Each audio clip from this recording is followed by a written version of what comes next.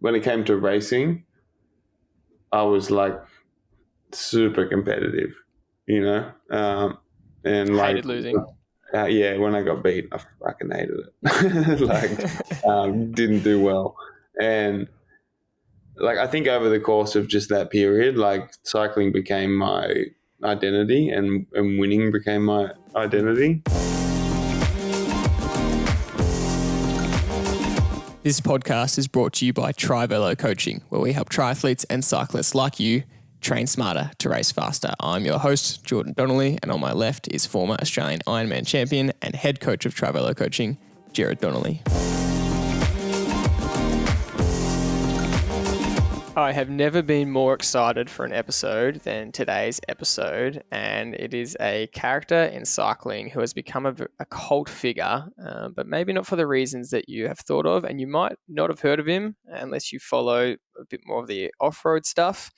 But regardless, Lachlan Morton has had one of the most fascinating stories in world cycling. He was an unbelievable junior who got picked up into a world tour team when he was just 20 years old, but infamously gave away the sport and quit the world tour at a young age after feeling burnt out and completely overdone by the sport, and it really wasn't what he wanted. But along his journey, he ended up finding his love back for it and has had a crazy 10-year journey of falling in and out of love with cycling, figure out what he wanted, and has carved the way to be an absolute pioneer for enjoying cycling in a different way and in a non-traditional way, and has been really a leader in encouraging people to go find more events that they can find enjoyment in, find more off-road events, more gravel riding, more mountain bike racing, which is becoming more and more popular as every year goes by. It's really important to understand the type of rider and ability he has had in his story before we start this conversation, as well as the type of things he's done with himself in cycling and with his profile, which has been quite incredible. As we said, he started as an absolute gun junior, winning state and national titles. He signed a Garmin pro team at age 20. But then a couple of years later, he basically almost quit the sport and was doing a lot of things his team didn't like, where he went on his first adventure with his brother Gus, who was also a World Tour cyclist, where they rode from Port Macquarie to Uluru, a 2,500 kilometre journey, which they completed in just 12 days, which averaged over 200 kilometres a day in the outback. And that story really was the start of this journey for Lachie, where he started to find that cycling, there was more to cycling than just road world tour racing, which is a pretty extreme thing to say. His biggest achievements include winning the Tour of Utah in 2016. In 2017, after a few years off the world tour, he got picked back up by Dimension Data. He's ridden the Vuelta and the Giro d'Italia, and he now rides for EF Education. The last couple of years, he's rode on their world tour team in road cycling, but this year he's finally given that away and is just focusing on off-road. But outside of the road cycling stuff, he's also attempted some unbelievable ultra feats, including he held the world record for the Everesting Challenge. If anyone doesn't know what that does, it's where you climb the equivalent meters of ascension of Everest in one attempt. He held that world record when he first attempted it in 2020, and in fact, he got the world record, and they told him that it didn't count because of some sort of ridiculous rule, which kind of happens in cycling a lot, where they said he wasn't reaching the peak of the mountain or something. And so a few days later, he attempted it again and got it, which is just absolutely extreme. He did it in a time of 7 hours 29. Since then, it's been broken, but he did hold the world record. In 2021, he famously rode the Alt Tour, where he rode the Tour de France, the exact stages and distances, all by himself, completely self-sufficient, alongside the actual Tour de France. And he ended up beating them to Paris by 5 days, which was just extreme. You think about how fast the Tour de France riders go, and for him to do it solo, completely self-sufficient, meaning he was feeding himself, he was with water and food, he was sleeping on his own, he had no external support, he was sleeping in a tent, he carried all his equipment with him. He did the entire thing self-sufficiently, just like they did back in the 1900s when the tour was starting, early 1900s, and in that attempt raised $700,000 for World Bicycle Relief. He's also ridden a fundraiser for Ukraine, where he raised $200,000 for them, and he rode 1,000 kilometers in just 42 hours, as well as conquering the Colorado Trail, which is a 849 kilometer route in the mountains of Colorado, where you're averaging 3,000 meters above sea level, and you ride this 849 kilometers as fast as you can, and he has the course record doing it in just over 3 days. In today's episode, we dive into his entire career, all these incredible achievements. He gives us the most amazing insight into his mindset, and his mindset and his personality is a thing, Dad, that we want to touch on, because he is a cult figure in cycling, but he is just a fascinating person. He's spent a lot of hours on the bike by himself, and he's a very deep thinker. He's a very interesting thinker. He has a great take on the world. And the lessons he's learned, I think, are just an unbelievable inspiration to any athlete. And he's one of the most inspiring cyclists I've ever seen and ever probably had the privilege of talking to. Yeah, we were fortunate enough to actually have him as a part of a local tour that has been held here in Melbourne, the Melbourne to Warrnambool, and he rode for the Trivello team, which was great, which was called the Trivello EF team, which we were very chuffed with. Look, there's a lot about Lachie that is just unbelievable to listen to, and he talks like he's had a complete lifetime. He talks like a 50, 60-year-old because he's experienced so much in his short years already as a cyclist. And when you said that he fell in and out of love with cycling, I don't agree. He's always loved cycling. It's just that his approach to why he was doing it was what he was searching for. And this comes loud and clearly through the podcast. Finding out why you're doing something is going to give you the satisfaction to continue doing that journey. And that's what inspires people when they hear him talk and look at what he's doing with his riding. Is he's doing it because he wants to and not because he has to. And one of the things he said was he was growing up as a teenager with such winningness in his racing. He very rarely lost as a junior, and he was defined by his performance, and that was the mistake he was making. So it got to a point where no matter how many times he won, he was still not happy because he was really into himself and not having a relationship with anybody else except for him and his bike. And he really turned that around and has come a full circle where he gave that away because he wasn't really happy, even though he had reached the level that he wanted to, which was world tour status, riding as a professional bike rider, which is all he dreamt about for 7 years. And then he's got there and he's realised that he's not happy. So he's given that away, found out the reasons as to why he loves riding his bike, come back with a different approach, and he's such a better human being for it. And this is really the story of what we all should be trying to understand in our own little world as to what inspires us to do what we do. And getting the reason of why you do it is going to be so valuable to enable you to enjoy what you're doing for forever.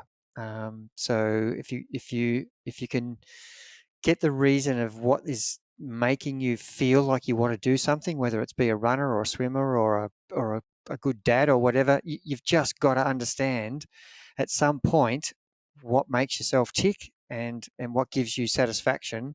And for him, he just loves riding his bike. That is the bottom line. He's more happier in his own skin if he's just on his bike.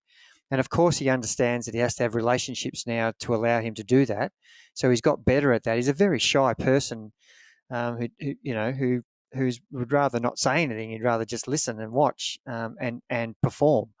But he understands now that that's not all that happens in life. You have to have relationships to share your experiences with. And I think he does this really well. And he's really taught himself, how to get around the things that were making him unhappy to stop him from riding his bike. And now he's found what makes him happy to ride his bike. And I think it's a really good lesson to us all. And even me at my age, I'm inspired by listening to him. And I can't wait to see the next part of his journey because it's not over yet. He's still got a contract with EF Education, yet he's doing alternative events, and the off-road season's looming for him, and he's training with a coach now. And I just think it's just a great story. This was a monster episode, and for good reason. We were on edge for every second, waiting to hear what would come out of his mouth next. And the things he's done, and the ultras he's done, the events he's done, and how he's gotten through them, are just absolutely gripping, and they're hard to comprehend, to be honest. And that's why we actually have spent a lot of time on this intro. I know you probably want us to get to the episode, but we really wanted to paint the picture of who this guy is, if you didn't know him, and really set up the context of this conversation, because he's just a fascinating character, and what he's achieved is incredible so far. And the mindset it took to be able to do what he's done is so insightful and worth listening to. So we hope you enjoy this monster conversation. It's very long, and it was very fun to do, and very fun to talk to Lachie. So here is the episode with Lachlan Morton. We can't wait for you to hear it. Loch, welcome to the podcast. Thanks very much for joining us. Thanks for having me, mate. We normally ask athletes what session they did today. That's kind of our first question for the podcast. Yeah. But with you, today I did about 3 hours, give or take, on the bike.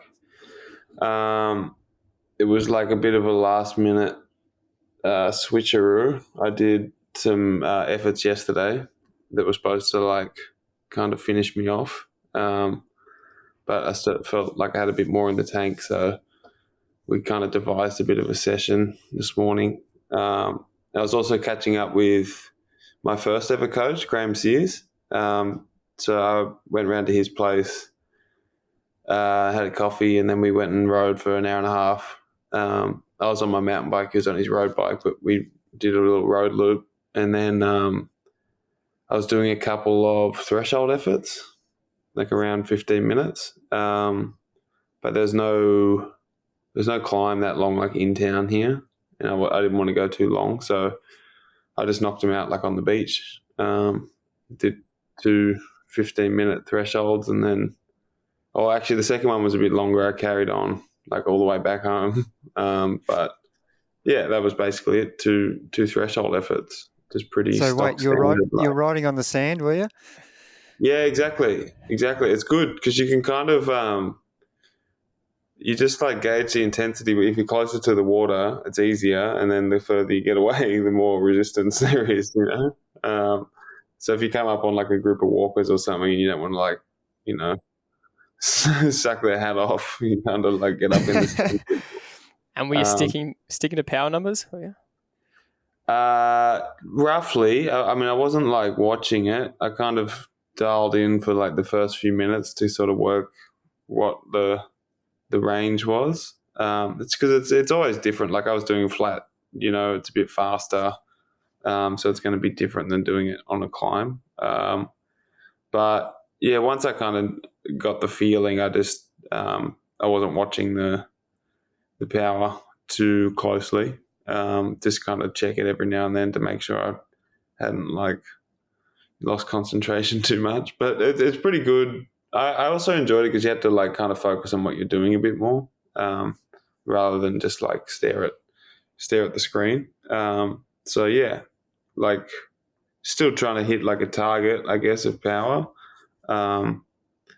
But to be honest, I haven't done like any steady state like threshold work yet this year. That was the first session, so it was kind of like to see where I'm at with that.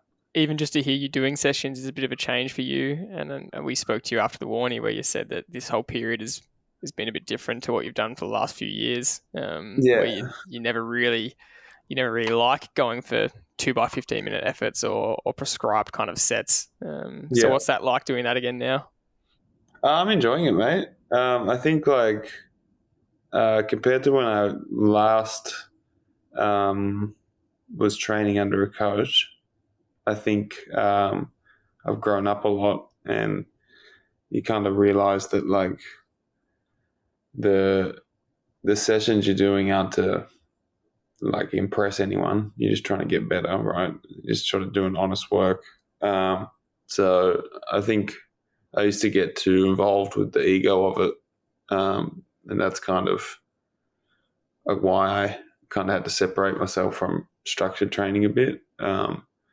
Getting too caught up in trying to be, break a record every time, or just like, doing the work to like impress the coach, or, I don't know what really I was trying to do. But yeah, now I kind of understand, and I have a better understanding of why I'm doing certain things. Well, I want to know why, as opposed to just like, I'm going to do this session for X reason. I'm more like, okay, what are we actually trying to achieve here? And how we're going to go about doing that. So yeah, I think now I enjoy it. Like I still, like this week I've done. I will only do 2 sessions, like with intervals. The rest is all pretty free. Tomorrow I'll just go endurance somewhere between 4 and 7 hours, and head up the coast and see where I get. Like, I have enough of that it keeps me sane. So on the road I bike, guess long-winded way of saying, like, it's just a nice change, and occasionally being accountable is a good thing. It's sorry, Jordan. We're gonna do this all podcast, I reckon, trying to get our questions in over the top of each other. But look, I'm so excited to have Lachie on, and look, just watching your career over the journey, it's almost like you've done a full circle where you started with the intensity and the competitiveness of an absolute beast who just could not get enough of it, and then you almost went a complete different direction where you just wanted to ride your bike and not be dictated to by this session or that power, but just the fun of riding your bike. And it's almost like you feel like you've done both of those, and now you're ready for a new chapter. Is that kind of where you feel you're at? Yeah, I think I'm just trying to find. I mean, you're always striving for that balance, right? I think now that I'm a bit older, I realize that there are still things I'd like to do competitively racing, that, like, that window doesn't stay open forever. And I'm in a position where I can still kind of chase a few of those goals. And they're all goals that I've just set myself for my own personal reasons, like, I know now I don't have to go and race. Like, it would be easy to just go and ride ultras and do adventures full time. And at some point I know I will do that.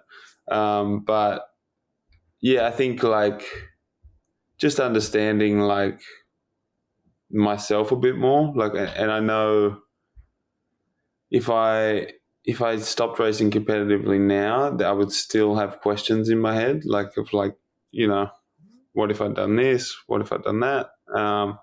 And just kind of, I want to make sure they're all put to bed before I'm done, like, because otherwise, you have that question forever. And yeah, I think, like, through the experience of not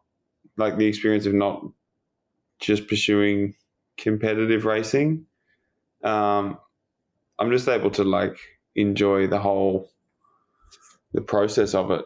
I'm very aware that, like, it's a real privilege to be able to train and do all that full time. So just kind of making use of the opportunity I have more than anything. Previously said that racing can bring out the worst side of you, the side that or the version that you typically don't like about yourself, almost that obsession. That might have been a few years ago, and so you're kind of saying now you've matured a bit, and you can now race again and have these goals without tapping into that version of yourself you don't like. Yeah. I mean, so far so good. Never say never.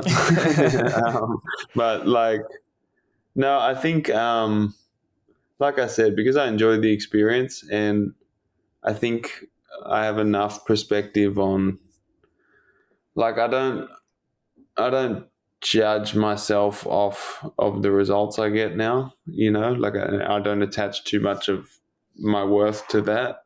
So I'm able to not, like, pour every single part of me into, like, pursuing a single goal, and have it, be the be all and end all, and, at the expense of everything else. I think, like, initially, early when I was racing, I mean, probably from the age of, like, 13, all the way through until my early 20s,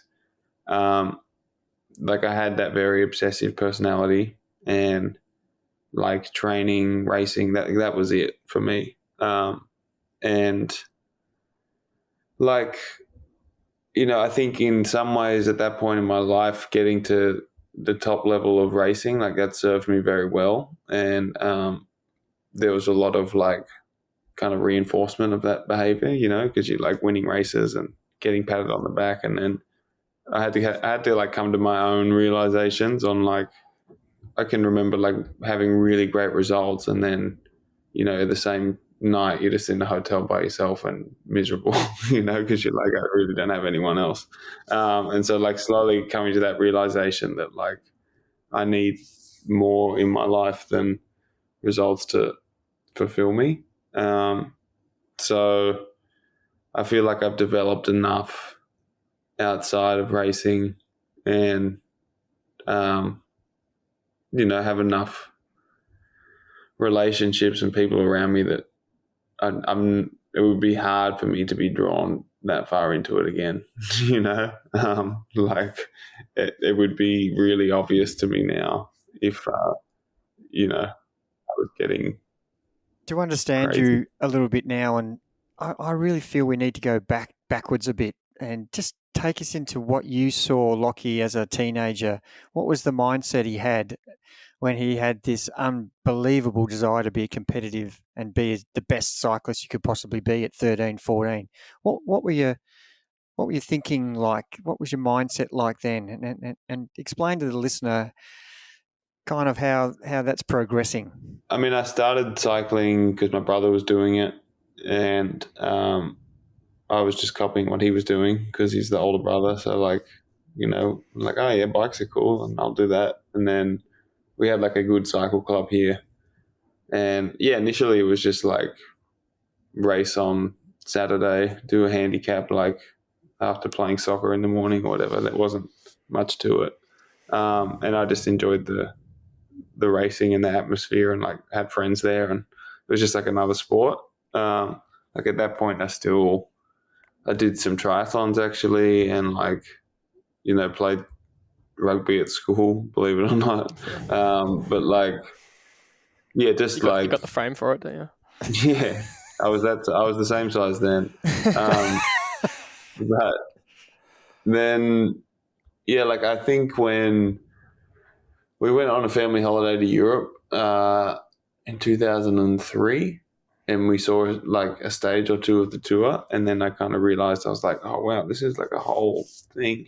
And something just like clicked in my head, and I was like, oh, that's what I'm going to do. And I guess it's weird now upon reflection. At the time, I don't know, like I think I had really good supportive parents who, like, any dream you had was possible. And I just believed, I was like, all right, that's what I'm doing. There's no plan B. Like, that's what I got to do. And then I had like a really good coach, and basically just took whatever he prescribed me and then just added like another half onto it. And I was like, I'm going to be, I want to be better than that, and I can handle it, so I'm going to do it. So, yeah, by the time I was like 15, I was riding probably 30 hours a week and going to school. Crazy. And just like really, that's all I was doing, like, because I'd wake up at 4:30, train 5 to 8, and then like rush to get to school on time, and then go to sleep at Mum school. would come to like, yeah, sleep. Well, it was good once I got to like year 11 and 12 when you had the free periods. I'd like sleep a little bit. And then, yeah, like Mum would come to pick me up. Instead of picking me up, she'd just bring my bike, and then I'd just ride home. So I was just like, that's what I was doing, and like you'd win like a state title, and then like that was a big thing, and then you're like, oh wait, I'll win a national title, and then like it just built like that into, for me, like there was never any feeling of like, I never took like 2 seconds to like pat myself on the back, because I was always like, well, none of this is done until I'm a professional in Europe, So yeah, I like had a pretty I mean, it's a weird thing because like there's a lot about that mindset that I still employ some of it, you know, because I think it's like there is some of it that is useful. In that, like setting goals, you know, kind of prioritizing yourself a little bit. Like sometimes that is necessary, but you know, I definitely was on the extreme end of that. Yeah.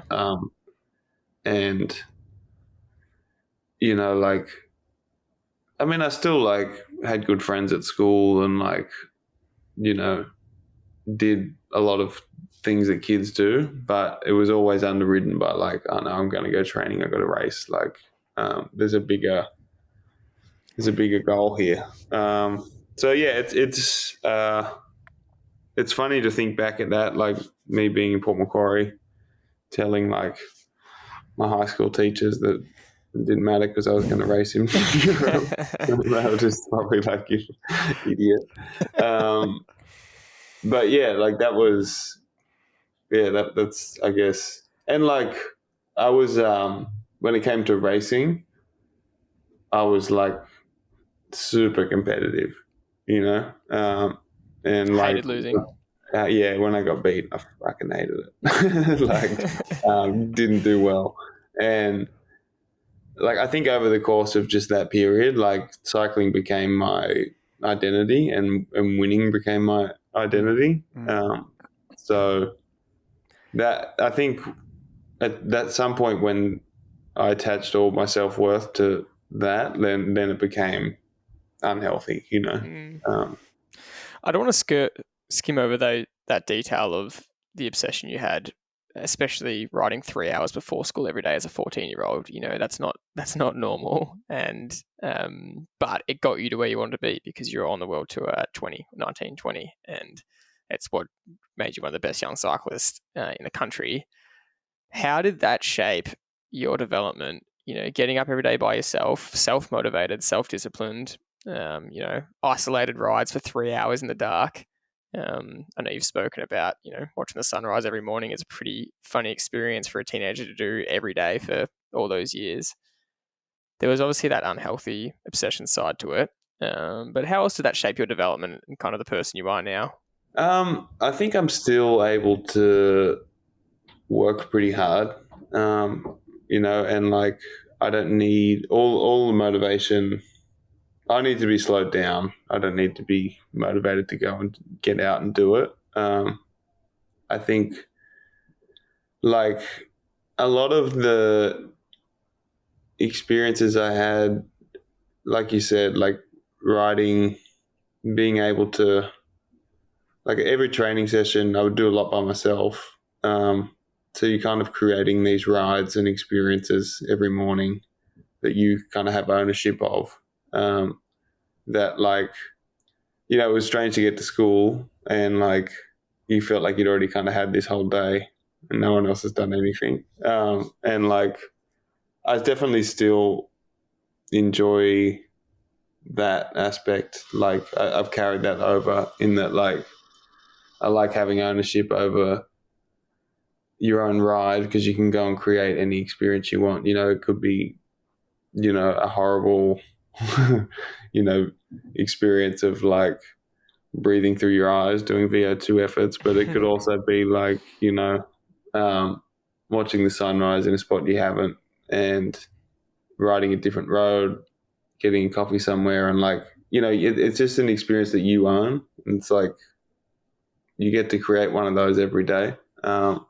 So I definitely still have taken that from that period of time. Like that kind of taught me that like if you're willing to like get past that first 15 minutes at 4:30 a.m. that sucks to get out of bed and like get the shoes on and then get out the door. Like once you're out the door, it's like always worth it, you know. Did you miss many days? How many days would you miss? Oh mate, none.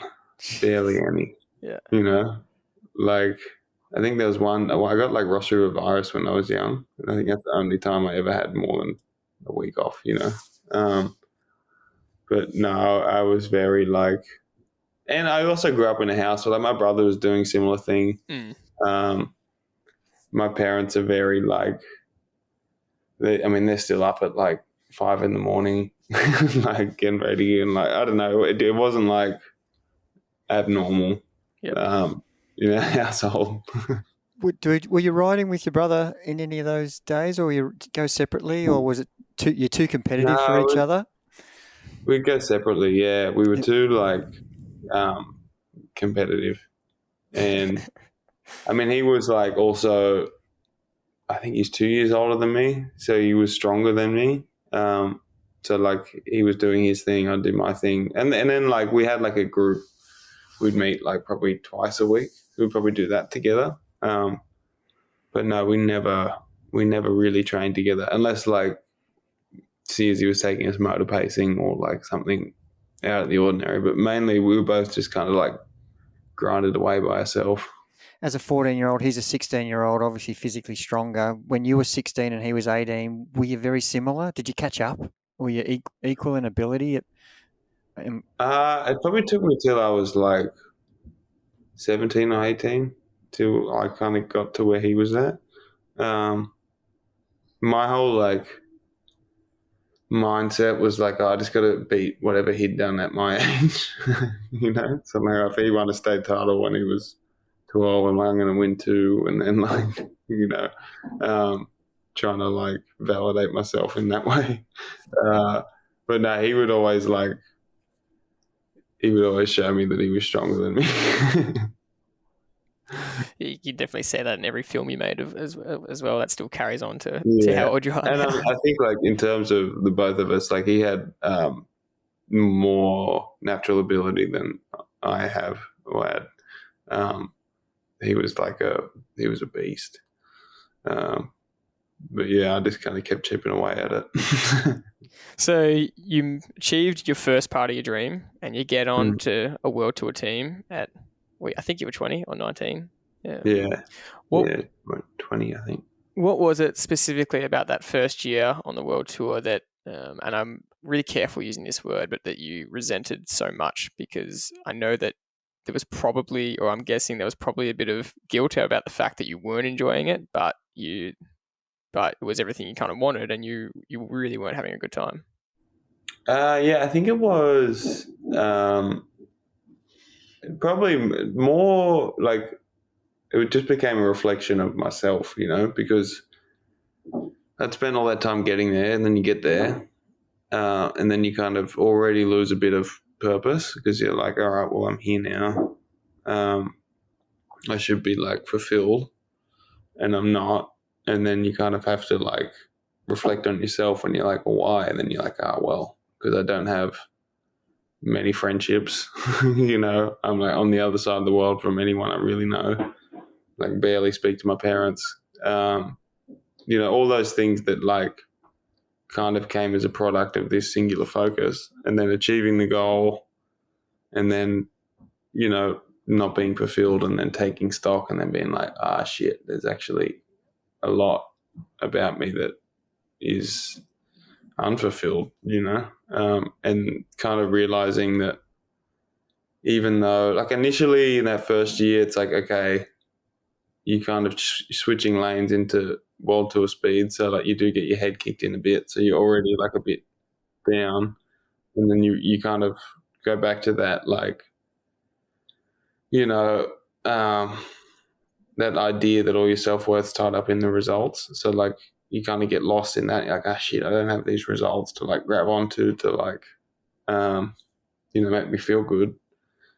And then, so then I just kind of switched and it was like, once I get results, it'll sort itself out. And then I started getting results like at the end of that first year, and then still felt the same way. And I was like, okay, something's like not right here. And it was actually at the end of that first year that Gus and I did like a long ride to Uluru.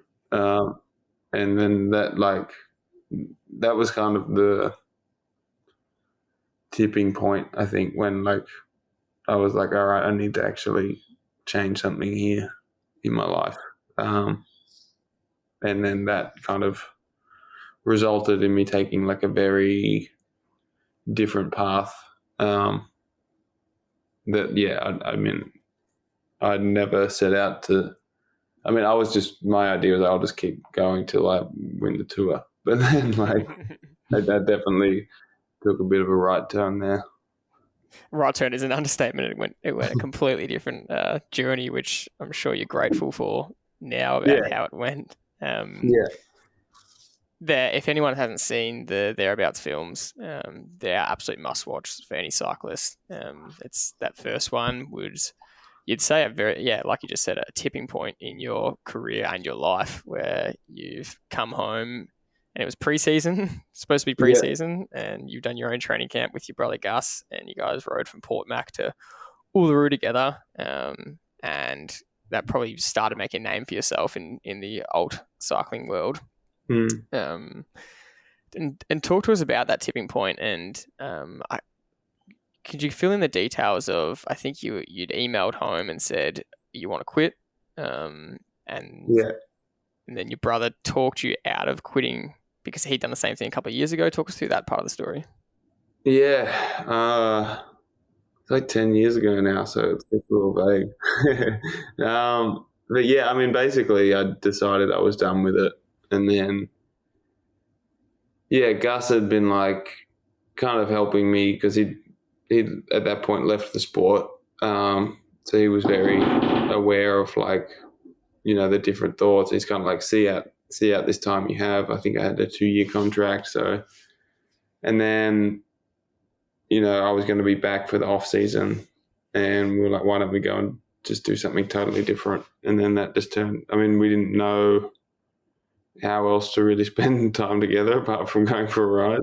So then I was just like, well, where's somewhere epic we can ride? And we just put this ride together very last minute and invited a couple of people last minute to drive like a camper trailer, and then we just headed off. And I think there was a number of things. I think Gus being in a very different stage of life, but then us both being able to like share this bond over bikes.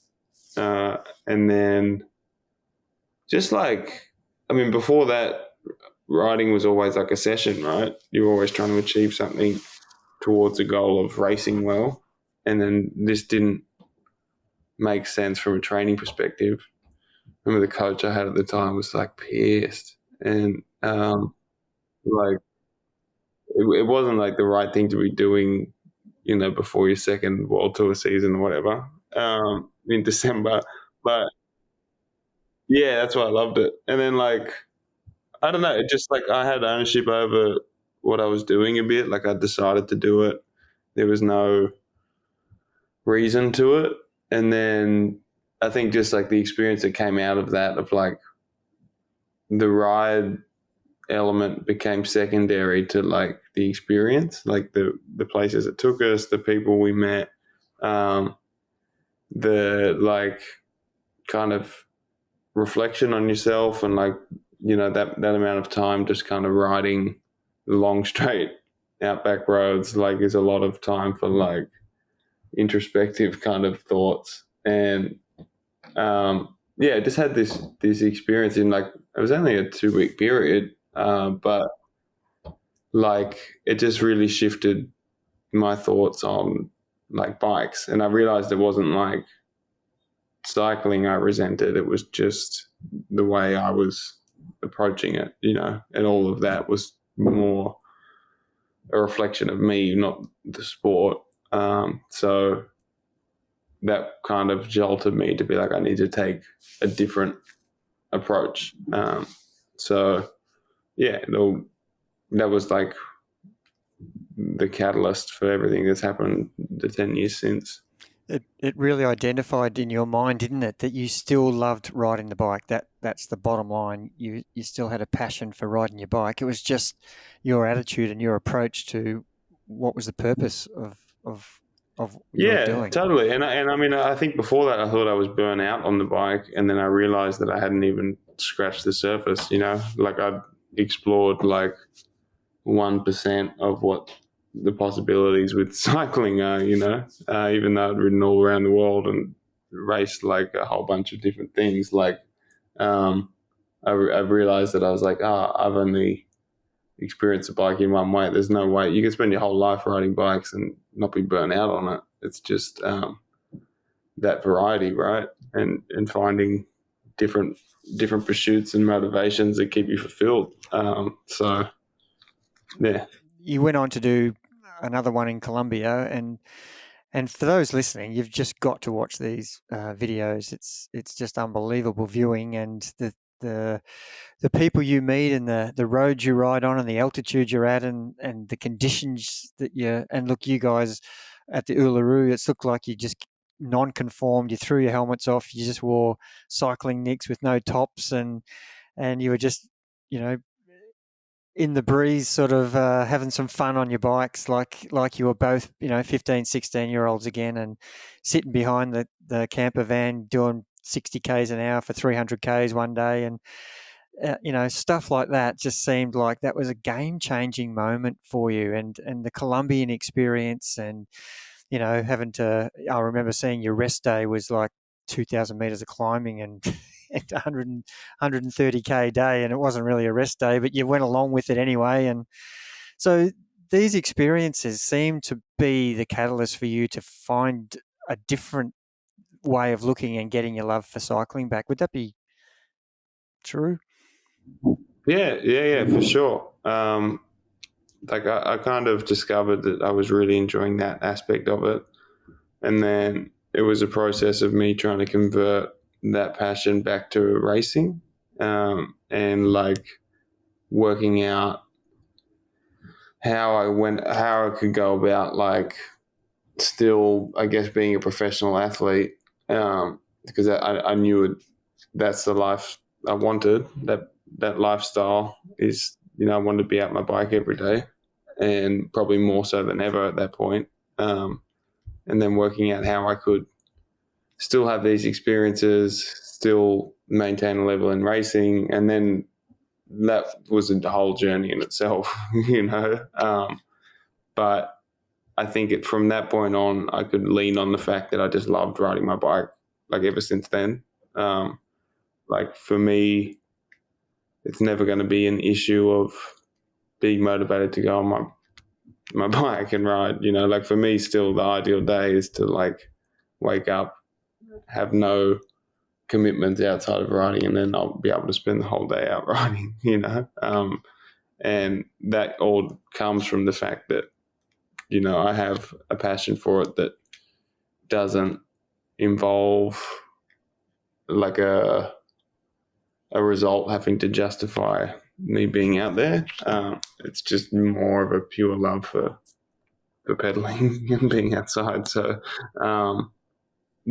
I think like those trips were like the starting point for that. But then even out of those, like the way I trained and the way I approached racing was shifting pretty massively, just outside of the films, but during that like period of time. Your passion for it is infectious, and if you ever want motivation to go for a 4, 6 or 8 hour ride, you just watch these and you just cannot wait to get on your bike. You touched on before the fact that you struggled with a bit of an identity crisis, I'd say, in that all you knew about yourself was cycling and performance, and then you get over to Europe and you're alone and you've got nothing outside of cycling. And in the films, you actually say that in that year leading up to the ride to Uluru with Gus, you'd spent a total of 12 hours together or something in a whole year. How much did that trip change things you value outside of cycling, especially your relationship with him?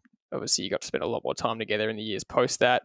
Got on Jelly Belly, a pro cycling team together. How much did that shift, I guess, the way you see the world and yourself? I think out of that process, I just valued relationships a lot more in general.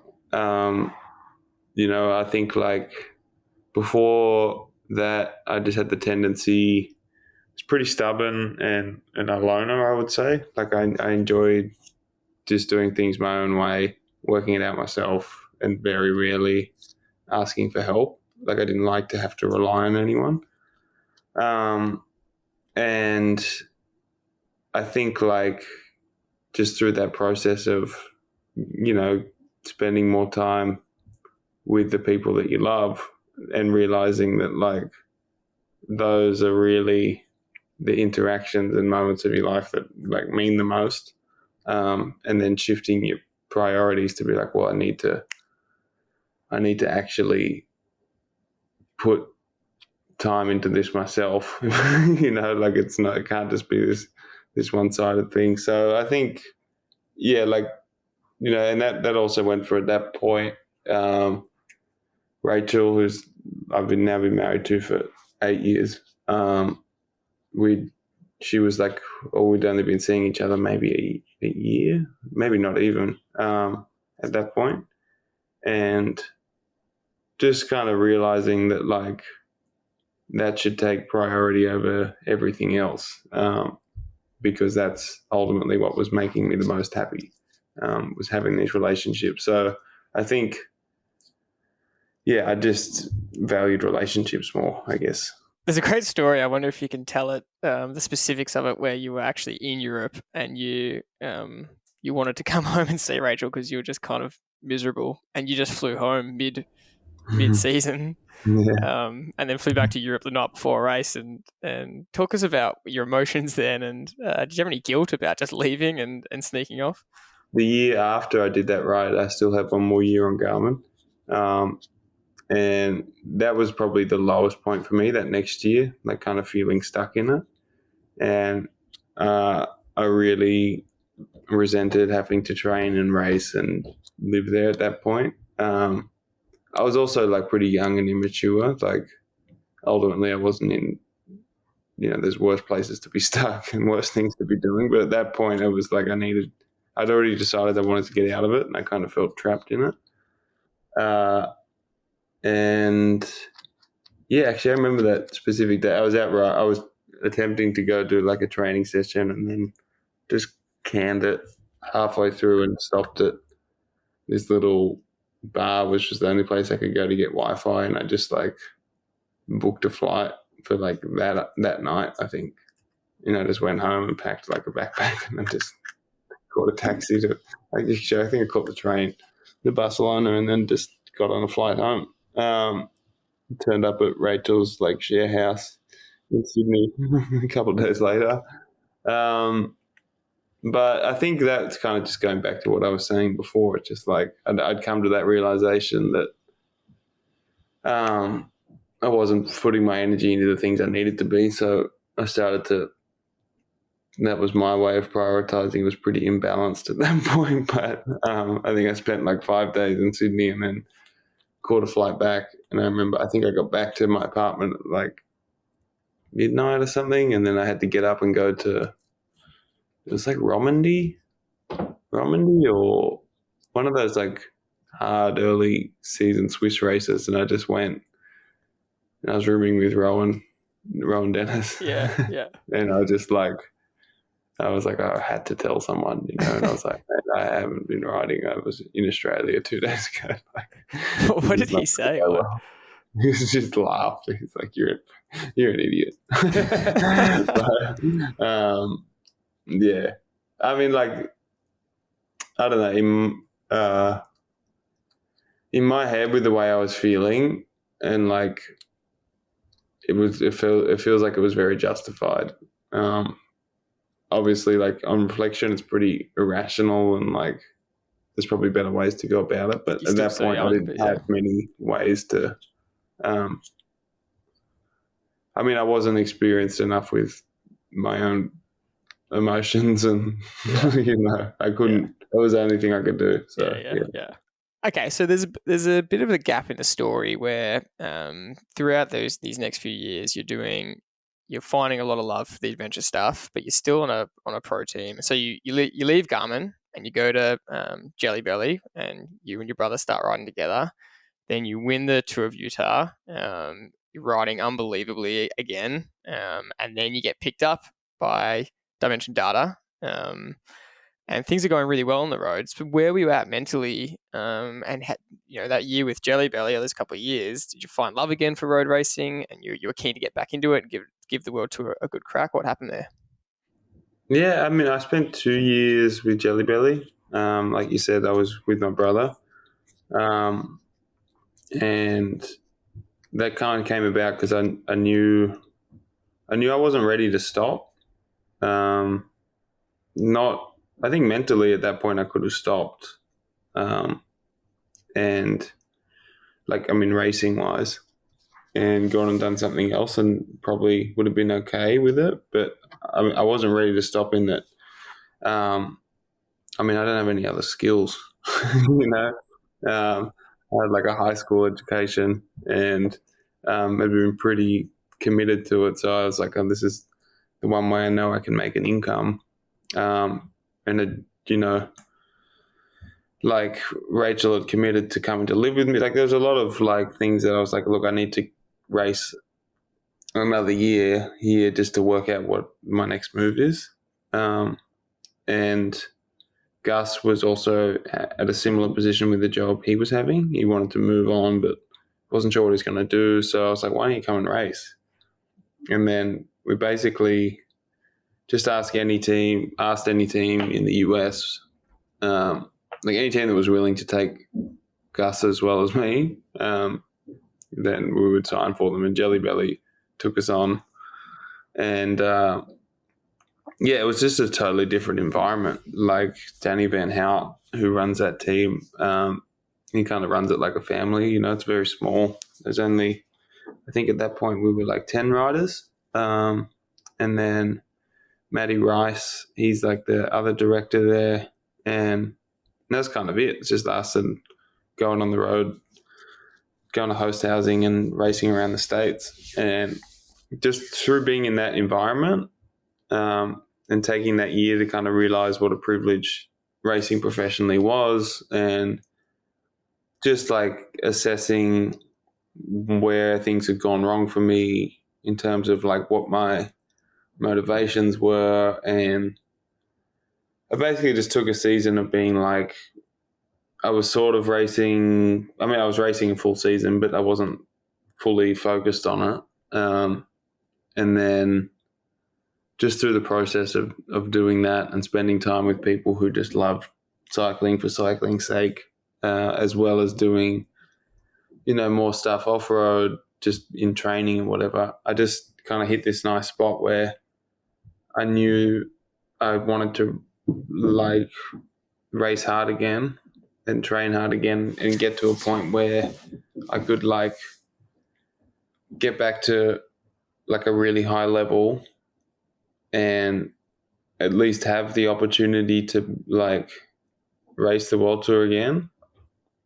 And be, even if it got to that point and I said no, like, and then I could be like, okay, I can put it to bed. But that was the motivation for my second year. And I was also like really like, I mean, I wanted to do it for myself. And then I also wanted to do it for all of like everyone at Jelly Belly, because they put so much belief in me and just gave me time to do what I wanted to do. And then, you know, I brought Gus on and like just they became like a family, you know. And so we kind of all clicked that second year, and we were like, all right, we'll take on anyone anywhere. And we won a shitload of races. And, you know, it was a really just amazing thing to be a part of. Like I was lucky enough to be the guy who got to finish it off all the time and like win a bunch of races, but we just had an amazing crew that year. And it was just impossible not to be in love with racing in that environment, you know, because like you would race hard, have a plan, and we'd all have a few beers and then like, you know, come up with another stupid idea of like how we're going to win this next race. And then like, you know, it's just like very, it just reminded me of like being a kid driving around Australia to different races, and like just like there was no pressure, there was no ego. It was just like, all right, like no one's making much money. Like the anyone who's doing it at that point was doing it for the passion, you know. So yeah, that's how I like kind of I guess fell in love with road racing again, was through that like that specific group of people. And during that time, like, yeah, my passions outside of that also flourished because like Danny just gave me the freedom to go and do whatever I wanted to do off road, and made it easy in terms of like if we were doing a ride that was sponsored by someone different, he was just like, look, it's a totally different thing, doesn't matter. Just made it all really easy. And yeah, like at the end of that, after winning Utah, then there was opportunity to race with Dimension Data. And then like once you had the contract on the table, it was like, all right, now I need to decide if like mentally I'm ready to go and do this. And it was a pretty big, like there was a part of me that was just going to stay on Jelly Belly, you know, like because I was having such a good time. But then I knew myself well enough at that point. I was like, there's still like a little bit of like, not what if, but just like go back, experience it on your own terms with like this new mindset and see what it's like, you know. And it's like a 2-year commitment. Like Rachel was going to come with it to Europe. It's like the whole thing is going to be very different. So I took that opportunity to go and kind of do things on my own terms. What was it like?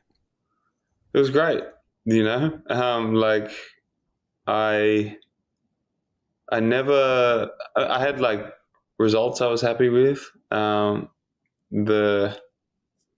never could shift into that full killer mindset again that I think not is required, but for me to like perform at that level in that specific thing, that's the mindset I need. And I wasn't willing to go back there. So yeah, I had like a really good, like enjoyed the time to the point where I got to the end of like those 2 years and was like, I know I could like perform at this level at a very sustainable rate and just have like a career doing this. You know, I'm not going to be winning races, but I'm going to be helping people to win races. And like, to be honest, that's a position I like better. And I was very comfortable in it. So it was like a very different experience than I'd had initially, you know, years before. It's a bit of a turn, isn't it? And I get the feeling that your maturity as you were going through these experiences was really helping you understand that it wasn't all about results. It was more about the relationships you share those results with, and that was evident with the Jelly Belly, wasn't it? That you were a bunch of guys all with the same goal, and you were sharing the experience. And sure, you might have been finishing the races and winning, but you were valuing the group approach of that relationship, wasn't it? And that's what you were lacking earlier.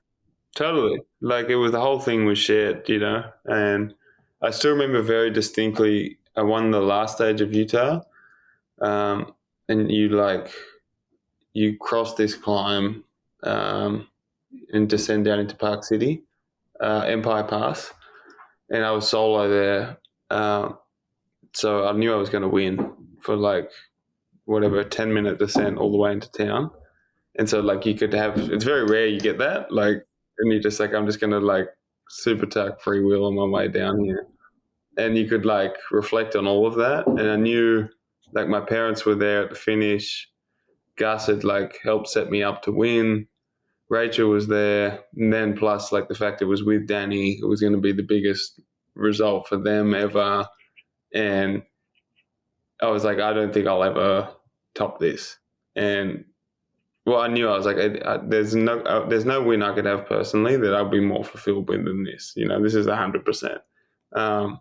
So it's very rare to ever have that experience. Maybe you'll never have that experience again, you know, of being so present in that moment. And like you said, it was because of all the people you were sharing it with. I wasn't like, oh, shit, yeah, like, kick Talansky's ass up there. Like, I didn't really care about that. Like, there wasn't, So yeah, that was like as you said, it was special for like a lot of different reasons. I think you've gone on record saying that you could win a stage in a Grand Tour and it wouldn't top that for those reasons. And I guess you'd stand by that. Yeah, yeah. totally. Unless because you won. I mean, like you never have that environment at an elite level. It just doesn't exist. Like you can get teams where it's close to that and you have a really good group. And I think of all the teams, like the team I'm on now, the EF, like we have a very like nice relationship, but you'll never have that close-knit, tight, total family, because it's like those bigger teams are a big machine, and there is, 80 to 100 employees, and there's still an element of, all right, I'm on a contract, I'm looking after myself a bit.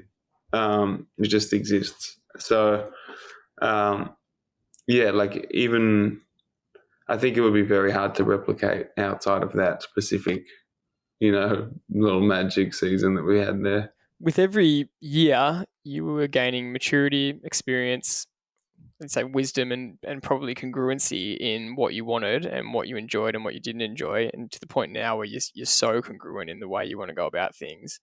But that's easy in hindsight to look back and go, well, this was the answer I needed. But at the time, did you have people in your ear saying anything along the lines of, you're wasting your talent, or you should be feeling a bit more grateful for the opportunities you have? Did you have any of that in your ear or in your own head? No, they're always in the comment section. Yeah, I can't imagine you pay much attention to them. But yeah, that was kind of my, education on not paying too much attention to that. Yeah. But no, it was always hard. It's hard. I wish I could say you could just block that out and be like, oh, that's just someone. But it definitely, you could hear someone say that, and it does make you think, you're like, oh, am I wasting my talent? Am I doing the wrong thing? But then you just have to lean back on like the fact that it's your life at the end of the day, and like no one knows what makes you more fulfilled than yourself, and I think like traditionally, yes, every like strong, good cyclist has used their ability to compete and race others. But I think that there is like an environment that exists now where you can use your talent in other ways. And like, I think I've been able to have more of an impact by not pursuing racing than pursuing it, like as an ultimate outcome. But I also always thought, I was like, I know like the most talented cyclist out there has never ridden a bike, I'm sure there's hundreds of project guys out there who just never found cycling, and no one's fucking crawling into their DMs telling them how. So give me a break. So, all right, and we want to really start diving into kind of the impact you've been having with all the alternative events and racing that you've been doing kind of since that period. So after a couple of years with Dimension, you find EF, which is a team whose values that you really fell in love with pretty quickly, right? Where they're not just about results on the bike, although any pro team has to be about that. You loved their value of what just cycling is. And so how did that relationship form? And then what was the original agreement with them? Did they just say to you, we want you to go race the races you want? Did you ask them for that permission? Did it just unfold organically? It was like it's a long story, but basically I had a relationship with Rafa through, they'd like done some screenings of the films we'd made. And I think they were also at that point my shoe sponsor. So like I had a dialogue with them. And Gus and I had actually come up with this basically the idea that is now like the alternate calendar, and worked on pitching it to like sponsors before. And nothing had come of it. And then this deck that we had like found its way around and like gone through Finney's agent somewhere, and then like basically got pitched back to me through Rafa, and I was like, I know this. Like, this is a good idea. I think someone should do this. And I mean, like, the credit to them was they were actually going to bring it to life, and I think they'd been sponsoring Sky up until that point, and then they wanted to do something different. And like I said, at that point, I'd gotten very comfortable, like, racing the way I was, and I was like, I can go and do one of these trips with Gus every year, and like, it's kind of like a nice little thing I got going on. And then there was this opportunity to go and race, still World Tour, but then like take on a whole bunch of other things. And I remember like the conversation, because it was also like kind of a risk, because like at that point it was like, well, what if I go and race an ultra and then I'm just slow forever, you know, and then I can't race, and then like everyone's sick of this idea after 6 months, and then like that was that, you know. So there was like a degree of risk but I was also very aware. I was like, this opportunity won't come on twice. So yeah, basically Rafa got me onto EF with the idea that I was going to be the guy to like take on these other races.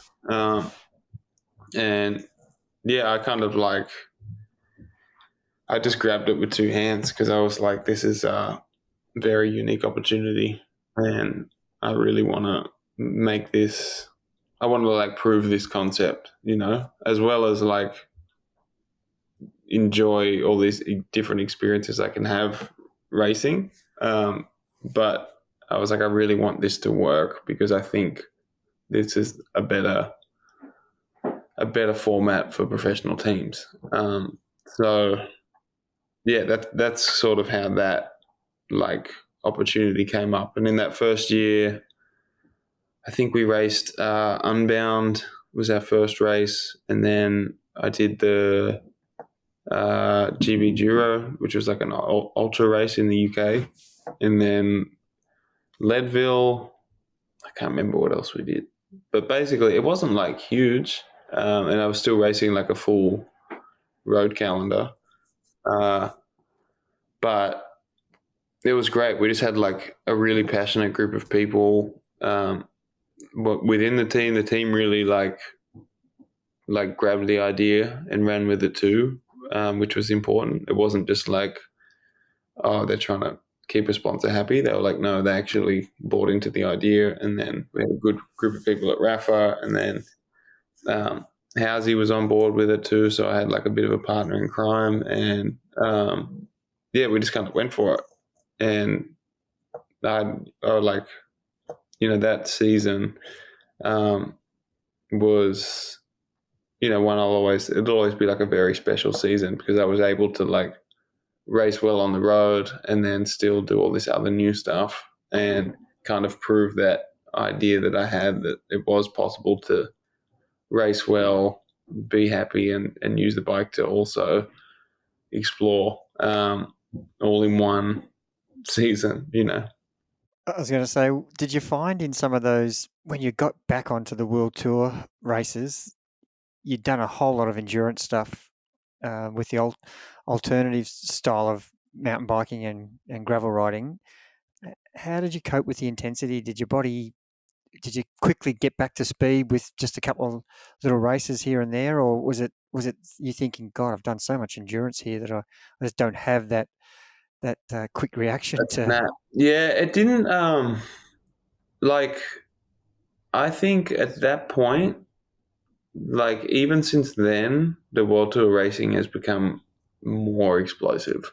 So at that point, it's still explosive, but it wasn't quite as like polarized as it is now, and I could get away with it a lot more. And I found that like, because I was always used to doing such big volume anyway, because I just like being out on my bike, you know, like I would still do 1,200 to 1,400 hours a year on my bike. So it wasn't like new for me to go and do big long things. So I for whatever reason, I managed it really well, and that was the first year I'd kind of stopped working with the coach, because it was going to be too hard to basically work out how everything worked. There wasn't really someone there who had experience of like, okay, how long do I need to rest after an ultra? I think if you looked at like the numbers of it, I think the first day or days, I think it's 30 something hours of like GB Giro, the TSS was like 1600 or something. And they were just like, oh, you're just ruined for the year now. But then you just back it up the next day and you can do it again. So then oh, well, maybe you're not, and then I could turn around from that. And then I think I won a stage at Utah like a month later or something. So you could still it was possible. But it just, for me at that point, it involved just a lot of feeling it out, and I did use racing as my intensity. So I'd always just find whatever the next demand was, I would just approach that and not think beyond that.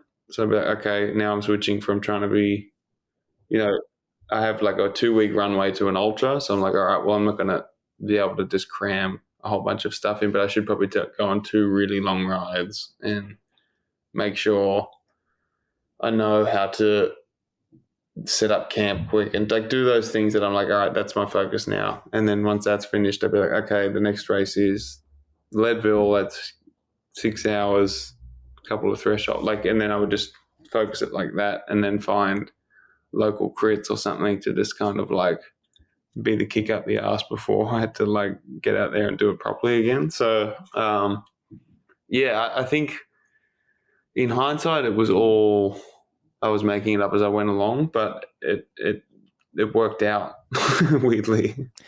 Our theory would be that you could only do that because of the insane base you had, the insane endurance that you were trained for. If someone wasn't doing the hours you were doing, they couldn't just step up for a couple of weeks into a specific event. Would you agree with that? Yeah, maybe. I think it always helps to have a really big aerobic base. I think you can be most flexible from that. And I've always been someone who I adapt really quickly to intensity because of that, because I don't do it all the time. So it's such a stimulus that your body adapts quite quickly. And when you take the foot off the gas of the volume, that your body freshens up quite quickly, and then you're pretty moldable, I think. But I also think that it wouldn't be an absolute requirement, because there's so many ways to approach it. It's just a matter of understanding how your body works, because especially with ultra stuff, it's so little of it depends on physical ability. Not little. I mean, it of all the disciplines, it counts the least. It's so much about your mindset and your experience and the way you execute the race. So there's a lot of wiggle room for, not ideal preparation and that kind of thing, and you can get away with just how you approach the race itself. And then understanding, I think, for then going back to shorter stuff, it's looking more so at what the demand is for that particular event, and then you're okay, well, this is the time frame I have, so what's going to be the most bang for my buck? And for me, that might be something totally different than the next person, but I think if you approach it in that way, it's very hard to be, well, I think it's impossible to be 100% prepared for everything, but I think it's really possible to be 90% prepared for a lot of things. And it has to be said that you, in that period, I mean, you did the Vuelta in 2017 with Dimension, and then in 2020 you did the Giro with EF. So in the middle of all this, you're doing a grand tour, which is just remarkable. How was that experience doing a 3-week Grand Tour within all these races? I guess like the Vuelta was still, I was very much a road program, so that was like kind of straightforward. Except everyone got sick, and I think after like it was only like 8 days or something, we were down to 3 riders, and then, so that was a weird experience for that. Then that was my first Grand Tour, so like my whole, I didn't really have many objectives, just like kind of getting through it. So like it was pretty strange. We had this huge team bus still, and like the 3 guys hanging out on there. But yeah, then like doing the Giro, that was off the back of, I did an ultra in Spain called Badlands. It's like 700-800k gravel event. Yeah, I think there was a pretty quick turnaround there, maybe 3 weeks. And it was at the end of the year. And I kind of made some mistakes in that preparation because I was too gung-ho. I think I was too like focused on proving myself to make the team instead of like being like, okay, well, if I make the team, I need to, I want to have goals for myself. I don't want to just get through it again. So I didn't allow enough recovery for that specific like Giro. So, I mean, it was still a really cool experience to do. Like I could do my job, and I didn't have any personal ambitions in it, which I think if you're going to commit to being at that high level, you still need to have some, goals in there to like really, otherwise you're sort of like, what am I doing? But no, I mean, like I like the Giro because, like the transfers are long. Sometimes you don't get much sleep. Like I always do well when everyone gets slower, and I can kind of like, that's the way I've won all the best races I've won is when everyone gets slow enough to where I can beat them. And the Giro is good like that because everyone starts complaining about like this, that, and I'm like, man, we still got like chef cooked meal and we still got a rub. Like, who cares? We slept 6 hours. Like everything else was pretty nice. So yeah, I love the Giro, and like I think of in my head of like all the coolest road races and like what you imagine road racing being growing up, like in Europe, like the Giro is that, in every sense of the experience. It's just like the crowds, the stages are epic and long, like, the Stelvio in the snow, like all of those things that, yeah, you get to live that childhood dream a lot at that race. So it was definitely cool to go and do that. But there was so much that's just the way my brain works. Yeah. You're constantly thinking about like, oh, if I did this again, like what mistakes did I make in preparation for this that I can't do exactly what I want to in this race. But I mean, to get through it, like I'm pretty hard to kill. So like there was never a question of whether I get through it. But I think through that process, I realized that I didn't want to just get through races, because I wanted to, if I was going to be there, I wanted to be able to properly race races. I love that comment of, we're still in a comfy bed. We're still getting 6 hours sleep because you've done so many events where you're not getting that whatsoever. You're sleeping in a wet tent on the ground, like in the Alp Tour, or you're riding for 3 days straight in Colorado. And I kind of want to start touching on those. Go on. Yeah, I mean, I think you get like conditioned to this idea that like everything has to be perfect in order for you to be able to, perform. But I've had so many strange experiences where everything's been like so, inopportune, and somehow like you just end up having this amazing 6 hours, and you're just like, oh wow, like it doesn't, not that like everything is important, especially when it comes to performing at elite level, but you realize that your body is very adaptable, and like you can approach it in a lot of different ways and still have a decent performance. And that's the mindset too, isn't it, Lachie? If you've got the brain to think these things through when a roadblock is put in front of you, like a long, commute from stage to stage or crappy accommodation, you've just got to put that to the side, don't you? And the mind is going to be more important than the physicalness of what's happening.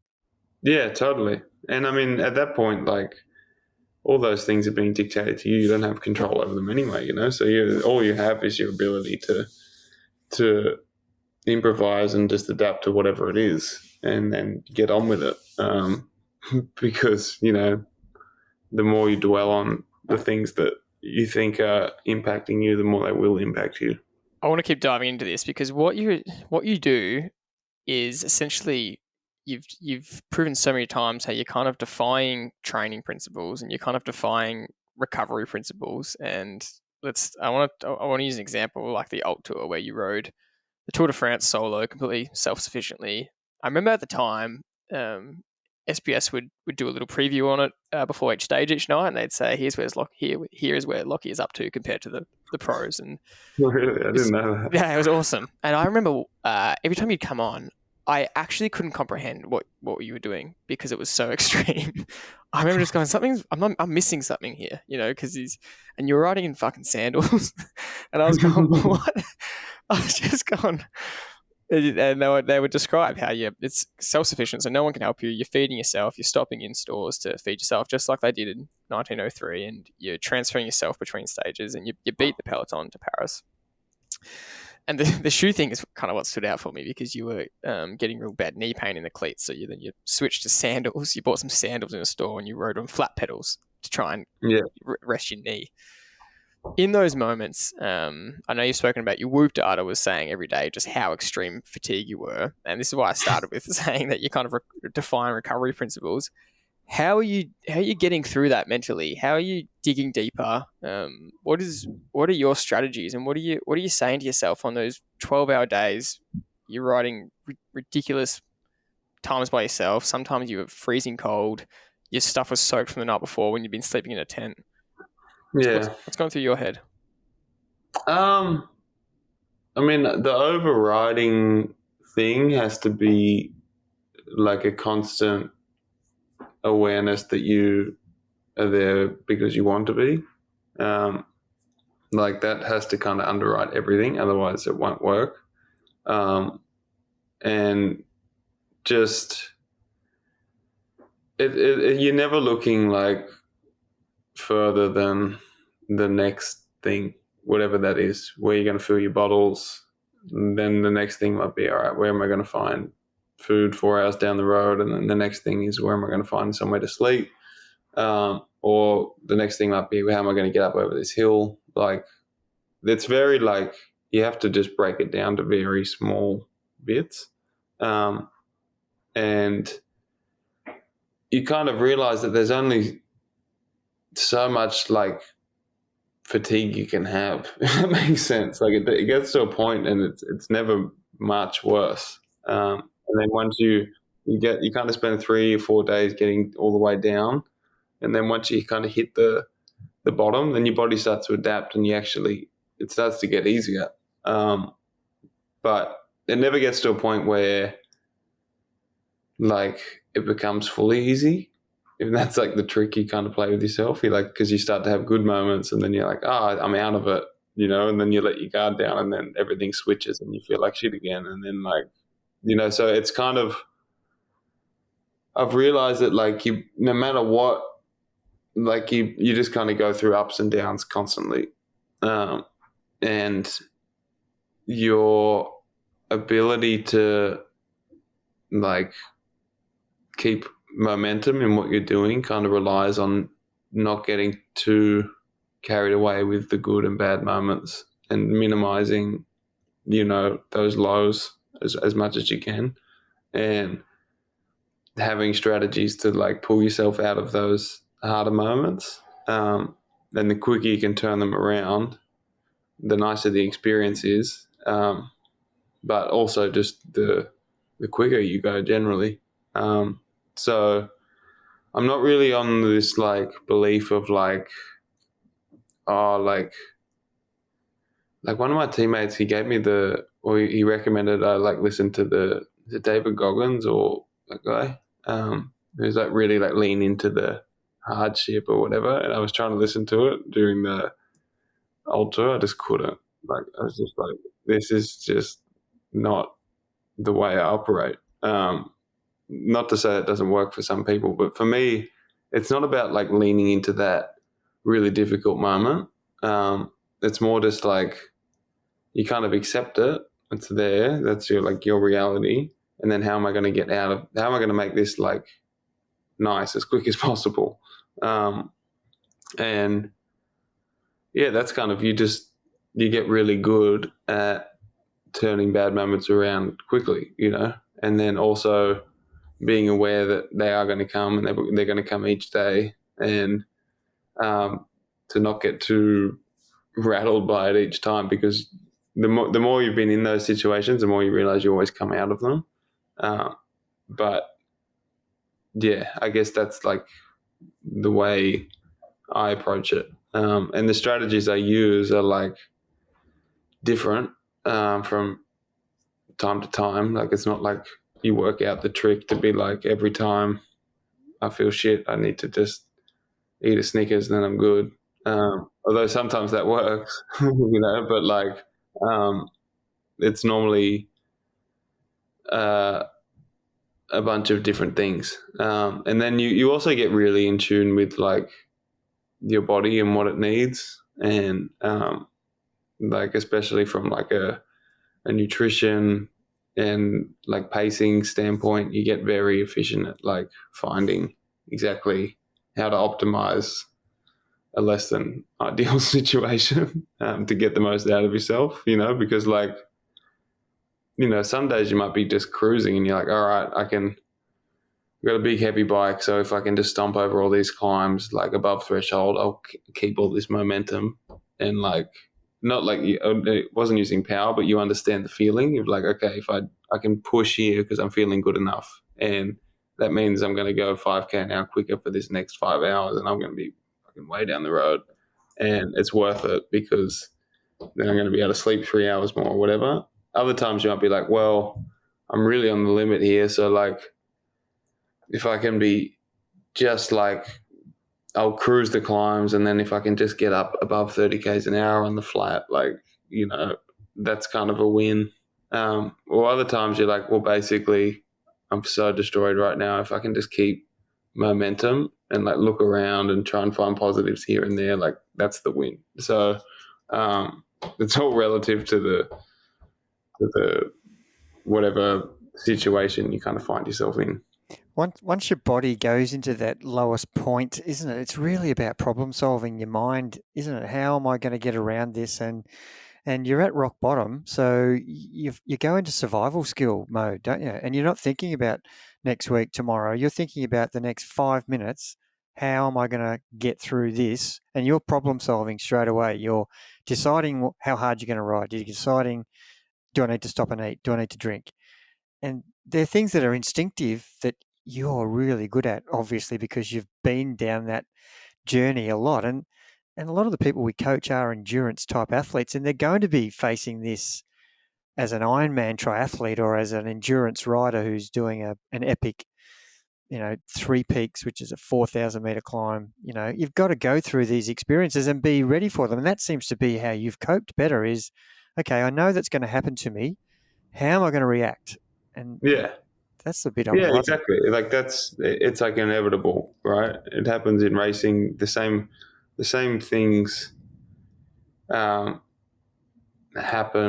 no matter what kind of endurance activity you're doing, or even outside of that. Like, no matter like things in life, it's very similar to like, you kind of have these. It's all problem solving, basically, and I think that's what I enjoy the most about like the being self-sufficient is you have so many problems to solve that no one problem ever becomes overwhelming, really. Like, basically the things that you're kind of scared about when it comes to being, doing self-sufficient ride is like staying warm enough keeping yourself fed, having enough water. And they're basically the things that drive the whole thing. So you kind of strip back to a very primal kind of needs-based. And then if you can keep those met, everything else that happens is all in your head. And like you can create as many problems as you want for yourself, because like our brain's very good at doing that. But kind of realizing that none of those things actually impact you at that moment. It's like, okay, I'm not cold. I have enough food. I have enough water. Like the rest is on me in a way. So yeah, it's very simple in a way. All the I think it gets complicated in just like filtering out all the noise in your own head, right? Because the tendency is when it gets really hard. Yeah, like going back to the motivation, like that's when I say like the most important thing is the motivation has to be yourself and your choice to be out there, because the first thing you want to do is like blame someone, because that's an easy one. You're like, you kind of put the situation you're in on someone else. And if you're in a mind space where you can do that, it's really hard to break, because you can sit and like seethe and like be pissed off at like the situation you're in, because you're like, oh, I can just vent it all at that one person. And if that's like, if there's any motivation for what you're doing that isn't internal, that will come up really quick, So I think like you can kind of knock a lot of that negativity on the head by just being very sure when you start, you're like, I'm doing this for myself, right? And not for myself, like my ego, like for myself. Like that helps a lot. And then, it's like frustration, like the basic, like kind of that'll like cripple you, because like, frustrations come up a lot and you get annoyed by little things when you're really on the limit. But then just having the presence of mind to be like, nothing good comes from being frustrated or angry. Like all it does is slow me down and make me enjoy this experience a lot less. And then I guess like beyond that, like this overriding idea that you put yourself in, you like to, the motivation behind doing something really difficult is, if it's like you want a pat on the back or whatever, the experience is going to be hard. If you're trying to like test yourself and grow, like you need those difficult moments. So like kind of being aware that like, okay, it's difficult now. This is where the change happens. So I'm accepting of this. And then beyond that, you're like, well, I live a life that's like privileged enough that I have to seek out these uncomfortable moments. Like a lot of people have those moments enforced on them for a lifetime, and I think it's like I'm talking about myself here because I can't speak for everyone, but I think like for myself that I live a life that could just be very comfortable and is 99% of the time super comfortable. And like I have to seek out things that are difficult, like in order to have those experiences. Like that makes you really lucky, So I think once you kind of consider all those things and you kind of make sure that you have those things like present in your mind, then it's not easy. It's never easy, but it's a lot more manageable, That's an unbelievably accurate description of what almost everybody in the world has ever experienced, whether it's in sport or in their life journeys. You've also done a lot of things that not many people would know about, where you've used your position as a really talented bike rider to raise money for the things that are important to you and have a purpose. Make your bike riding have some purpose. Not that it doesn't have a purpose. That's not what I'm saying. But have a purpose that can actually help others. Because it is yourself. it's a very the sport we do is you have to be very selfish to be better at it in general terms. And here you are take us through what your desire to help others and how you've used your bike riding to enhance that. I mean, I'd love to say that, my whole purpose is to make the world a better place, and that's what drives, me in hard moments. But I think that's not true. I think I want to have as big an impact as I can because of the position I'm in. And I think it doesn't take a lot of inconvenience to kind of facilitate, raising money for different things. And we have in the endurance community and in cycling in general, we have an amazing community of people who are very generous and who are willing to kind of get behind a cause. And so everything I've done is just kind of about mobilizing that community in a way that I think will have an impact, right? And I'm not someone who has a very broad set of skills, I'm a bike rider. I'm good at that, and that's the one thing I know that I can do. And the more epic it is, the more people who will engage with it. Just that's human nature. So yeah, that's kind of, I guess, the process I've been through in doing those things. It's not there's so many causes out there that it's hard to identify how you can help. But I think if you in a position where you can help, I'm just trying to start. I mean, now pretty late in my career, I kind of realized that you're wow, we could actually do a lot more than, the role of a professional athlete is kind of, it's been pigeonholed to this small sort of entertainment in a way. But I think there is a much bigger impact we could have because of the position we're in. So yeah, everything I've done has been, heavily facilitated by the people I've surrounded myself with as well, who deserve just as much credit. And it's just been about all right, we're mobilizing people that we have already within our team to set up pages and do research on different charities and where this money can go, and then maximizing media exposure so that basically the end result is I'm just doing a bike ride, and then we can approach it in a way that's similar to maximizing performance, but it's no, let's maximize the impact we can have to raise money for a cause.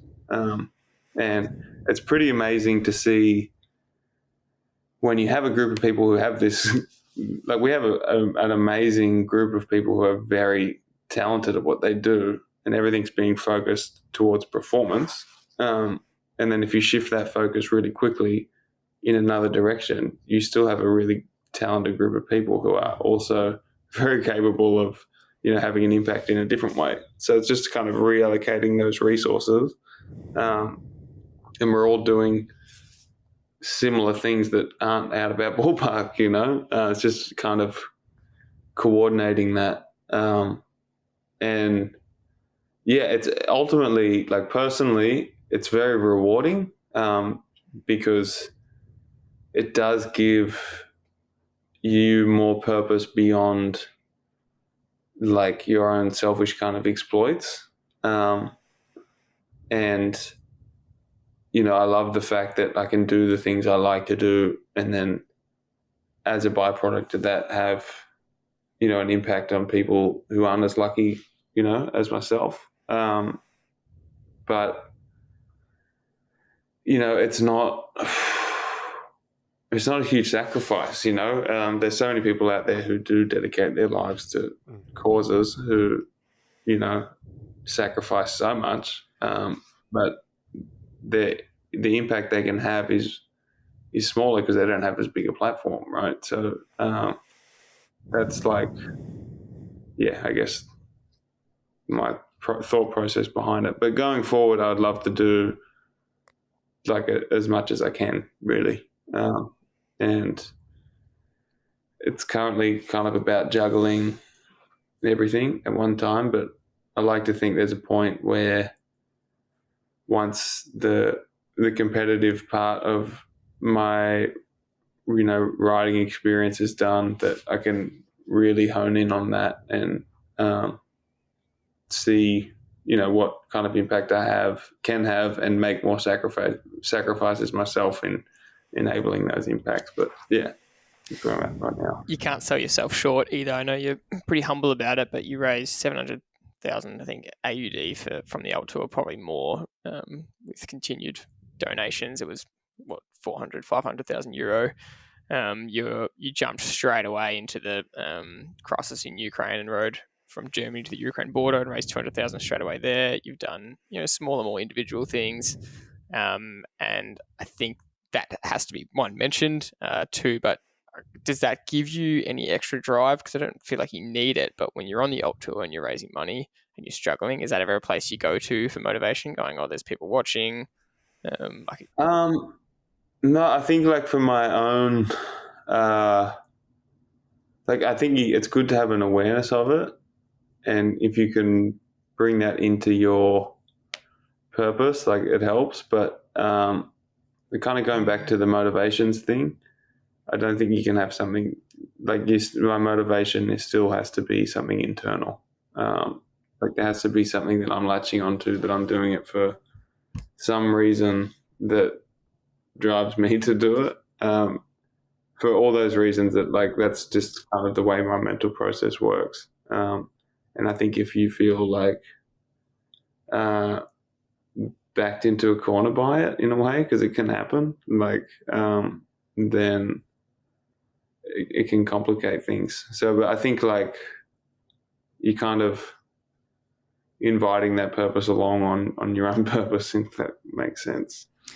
It really does. What about the Colorado Trail ride that you've done 2 times now? It's 849 kilometers up as high and as altitude as you can get across Colorado Mountain Trail. You said that's probably, and I would love to know if this is true, that the hardest one you've done mentally. In that situation, you rode in the latest attempt, you rode for 3 days, 10 hours, 15 minutes. You had a total of 12 hours sleep across those 3 days. You're just trying to get through it. You got the course record for it. And you've spoken about how you are so fatigued and tired that you're hallucinating. So you're very logical in a lot of the examples you've given so far about how you work through problems. But how do you get through that when you are in survival mode? You're literally hallucinating. You can't logically talk your way through things some of those times, and your brain would probably be going to full survival mode where it's just telling you to stop. So how do you get through that extremeness, and is there a point where you probably should stop when it's gone that far? Yeah, I think that's kind of, there's a few things to unpack with that. I think the deeper the extreme get, the higher those peaks and troughs become. It becomes way more of a roller coaster, and you have to be able to adapt really quickly. And the overwhelming lows have a tendency to make you want to stop a lot more. They start to not just aid your ability to carry on at the pace you're they just kind of stop you from making any progress. So, and you get more emotional, I think, the further into an effort you get. So that it requires all the same management as everything else, but just on a much more extreme kind of level. And for me, when it gets really extreme, I have to, like, I'll start to lean on things I have or haven't done, right? So, for example, the first time I did Colorado Trail, I did very little research. I knew I'd only packed like an emergency bivvy and a small sleeping bag, and like I kind of was like, all right, well, I have to ride through this night because it's too cold to stop, right? And you kind of fall straight onto those things of like, oh, well, I don't have. So I learned a lot through that first time. So the second time I was doing it, I'm like, okay, I have everything I need. Like, I carried twice as much stuff because I was like, if I need to stop and camp anywhere, I can do it and sleep, and I'll be happy. I can sleep in that tent. I've got enough food. I've got more than enough food for 40 hours, like at any time. Like, and I'm comfortable enough now in these surroundings that if things go sideways here, I'm not worried, whereas the first time around, because I knew I was underprepared, you start to lean into that, and then that really unravels you, in terms of like so I guess like this comes back to being prepared, right, and comfortable in that situation, which requires experience, because the first time you push through a night and you're in uncharted territories, like, you're never really sure what's going to happen. So yeah, that's more of just like, you're like knowing you're like, okay, I've done this before, or something similar to this, and even though this seems like it's the end of the world right now, or like this is all really hard, it's like it's actually just the same as what you've been doing. It's just you're a bit more emotional about it. In terms of the hallucination stuff, like, it's very, at least for me, and I think for a lot of people I've spoken to, it comes on very slowly, and it's never gotten to a point where I've been like confused or not really. So basically you start, for me, it's always around like 30 to 40 hours. You'll start to see, like, it's like an illusion. Well, that's what it's called. It's not an hallucination. It's just like your brain's kind of getting tired. So you'll see something that is, say, a tree, but your brain kind of makes like a shortcut that's incorrect, and you see like a person or something, and then you kind of look, you're like, oh wait, it's a person, and then on reflection you're like, wait, it's definitely a tree, right? And that can kind of last up to like, I don't know, 7-8 hours, and it's fine, right? Because it's very, once you understand what's happening, you're like, oh, it's just my brain's tired, it's making like mistakes basically, but it's not that I'm seeing something that's there and I'm gonna like do something dangerous. It's just like, oh, I keep thinking these trees are people, and then that happens more to like, you just kind of keep seeing the trees as people or something, and then you're still aware that they're trees, but you keep seeing them as people. And then there comes a point when you're like, you keep looking at it and you keep seeing the thing that's not there. Does that make sense? But you're still aware it's not there. And then when it switches to like a full hallucination, that's when you think it's there and it's not there at all. Right? And that's like, for me, doesn't make much sense, to be honest. Yeah, it's like a bit of paranoia. It's just, yeah. But there's a very clear distinction there. And whenever I get to that last point, I stop, because then it's dangerous, right? And you just have to accept that, like, if I push beyond this, it's just risk taking, which, like, for me, there's no reward in that, right? Because it's just risk taking. It doesn't involve any preparation. It doesn't involve any experience. It's just like, well, now you just kind of lost it a bit and you're just continuing on. And it's just like, it's reckless, right? And on something like the Colorado Trail, like, there's no place for that, I don't think, because the consequences are too high, right? So, yeah, like, the first times that happened to me, like when I hallucinated, it was like, it's a really interesting experience to have. Like, because your brain's acting in a really strange way that it doesn't in any other real situation, and you've just brought it on purely through physical exertion, right, and like lack of sleep, and you can kind of discover a lot about yourself too, because like there's a lot of like kind of deep dark things that just sort of underride that feeling when you're there, and you kind of left stripped back to, you know, very much just you, and you can feel very, for me anyway, you feel like very alone, and like, yeah, it's kind of like a deep dive into yourself a bit. So the first few times I did it, I got a lot out of that. But increasingly, I just go to the same places, so there's nothing more for me to learn there. And I also don't think it's the best thing for your body to do, you know, like repeatedly. So like during Colorado Trail, yeah, I slept like, I think the first time I stopped, I slept 4 hours and slept really well. So then I was kind of back to zero. And then the next night I slept like 2 hours. I was going to sleep 4 again, but there was like an animal. So I like kept going. And then I slept again on the trail for like half an hour because I knew I needed it. And that time just literally just like lay down. And that was all for like, I didn't have any huge hallucinations. I wasn't pushing that. Like, I mean, I started to have like illusions, but nothing crazy. Towards the end, I did have one half an hour period that was really weird. Just where you have like when it first comes night again, and like the shadows start to fall weird, and sometimes you feel like you're stuck in a loop. You know, like you feel like you're like, wait up, am I just like, how much time has passed? And you look at it, like, time starts to pass weird, and you start to feel a little bit. And then I always do like my own kind of checks on myself in a way.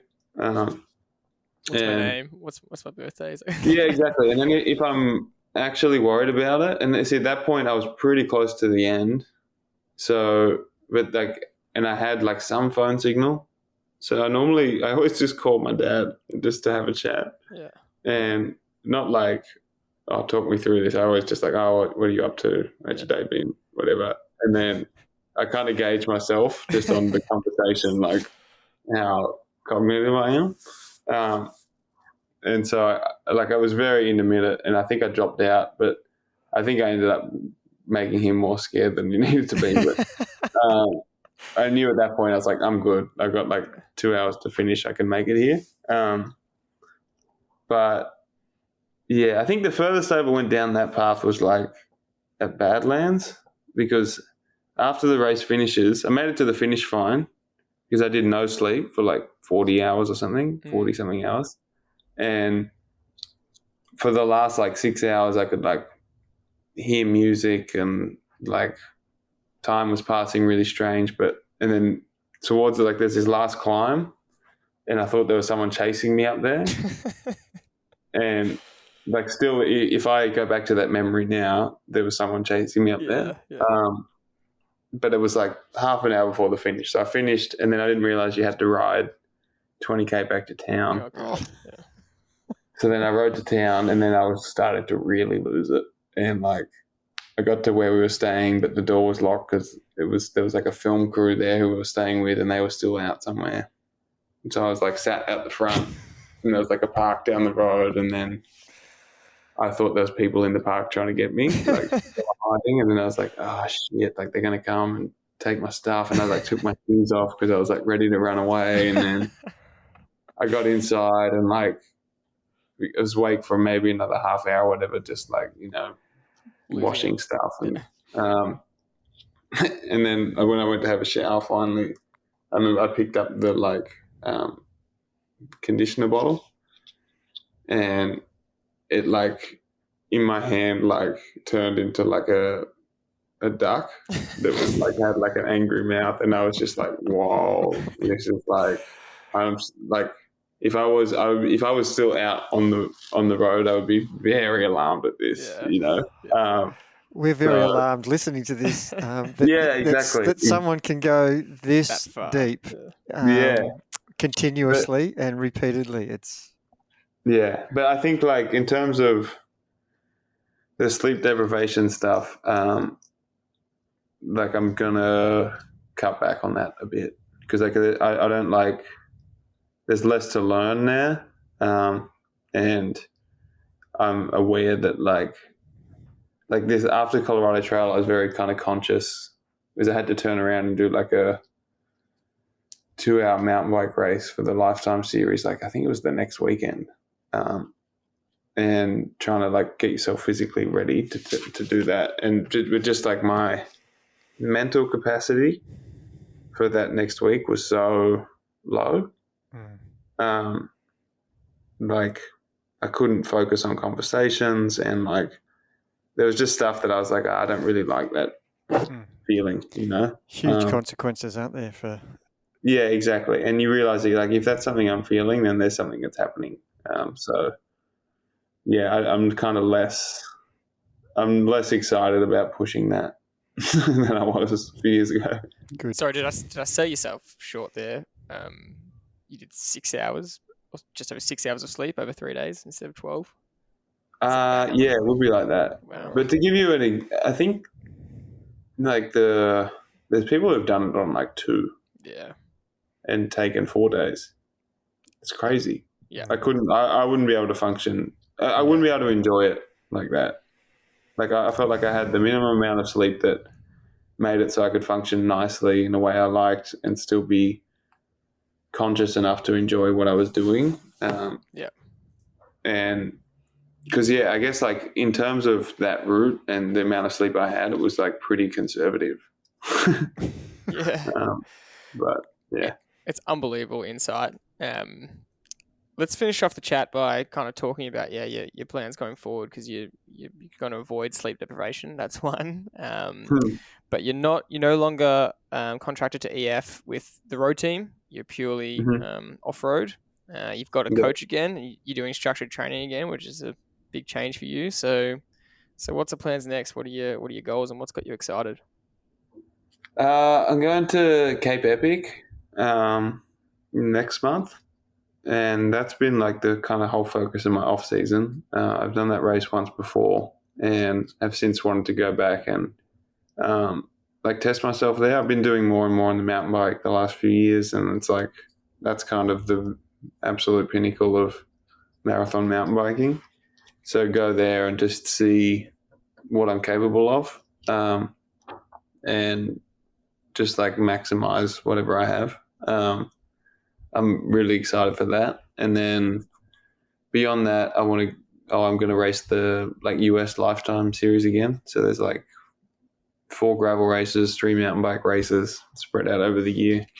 They're like all really great events and things I've really enjoyed. But there's still a few of those races that I haven't been able to get out the performance I think I can have in them. So like I'm kind of going in very focused on those. And then probably an ultra here or there in there. Which, be a bit of fun. You did mention to us on the way back from the Warnie that you were pretty keen on the ride across America. Is that also still a focus? Yeah, that's a plan. I tend to see for me to switch to the longer stuff is easier in a way. So I never really focus any of my training around like that. I think the biggest thing for that would be I have to spend time on a time trial bike because that's kind of what that takes. So that'll be like a bit of a consideration. But yeah, like that'll be a hard undertaking that will require. I mean, I know if I start thinking about it now, it's not going to help me. So I need to once I get within a couple of months, I'll start honing in on that a bit. But yeah, for the moment, that still feels like far off plan. It'll sneak up pretty quick though. I'm curious in terms of the Lifetime series, because we've spoken to Dill Johnson on the podcast before, and we love his content. Have you had much to do with him or many chats with him? Because he kind of comes from a very opposite approach to you in terms of he loves the structure and the science. Yet you guys are racing against each other in the same event. So have you, had a chat to him, and has he quizzed you about your own training methods and style? Not really. No, like I think I've met him once or twice just at races, but yeah, I think there's definitely like that's what makes those races interesting, right? Because there are people who come from a background of road racing, or like some people are really trying to optimize equipment, performance, whatever. Some people are trying to have a good time because they've spent their whole career stressing in a peloton, like, which is, it's good. Like, it's a nice kind of group of people that like, but I think the thing I like the most about those kind of races is like those marginal gains, and that they count for pretty little, in my opinion. Like, I think like in the end of the day, you get out there and you kind of race hard, and you need to know how to drive your bike as well as be pretty fit, and also be pretty resilient, like mentally. That gets you pretty far. So like, I think there's a lot of different ways to win, but I like the fact that it's kind of old school racing in a way. Not much tactics, just get out there and go hard and see what you've got. Yeah, I suppose the one thing I always love to ask anybody we have on is, looking back at what you've done since you were a young kid, and that super enthusiastic, I want to conquer the world when I was a teenager. Looking back now, would Lachie do something different now, looking back then?